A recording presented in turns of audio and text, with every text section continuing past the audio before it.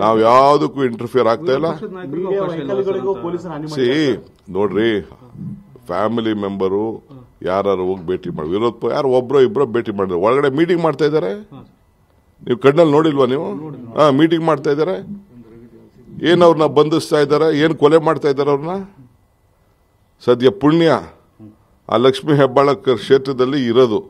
ಕಾರ್ಯಕರ್ತರಿಗೆ ಗೊತ್ತಾಗಿ ಕೊಲೆಗೆ ಸ್ವಾಭಾವಿಕ. ಎಲ್ಲರಿಗೂ ಕೂಡ ಆ ತಾಯಿಗೆ, ಹೆಣ್ಮಗಳಿಗೆ, ಅವರ ಪ್ರತಿನಿಧಿಗೆ ಅವಮಾನ ಆದಾಗ, ಈ ತರ ಮಾಡಿದಾಗ ಎಲ್ಲರೂ ಕೂಡ ಈಗ ಇವ್ರು ಯಾಕೆ ಪ್ರತಿಭಟನೆ ಮಾಡಕ್ ಬರ್ತಾ ಇದ್ದಾರೆ?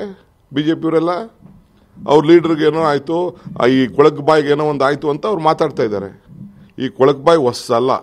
ಸಿದ್ದರಾಮಯ್ಯನವರು, ಸಿದ್ದರಾಮುಲ್ಲಾ ಖಾನ್, ಬೇರೆ ಬೇರೆಯವ್ರಿಗೆಲ್ಲ ಬೇರೆ ಬೇರೆ ಪದಗಳೆಲ್ಲ ಬೆಳೆಸಿದ್ದಂಥದ್ದೆಲ್ಲ ಕೂಡ ಇದೆ. ಇದು ಅದು ಚಿಕ್ಕಮಗಳೂರವರು ಇಂಥ ಸಂಸ್ಕೃತಿ ಒಬ್ಬನೇ ಇಂಥ ಅರಕಲು ಬಾಯಿ.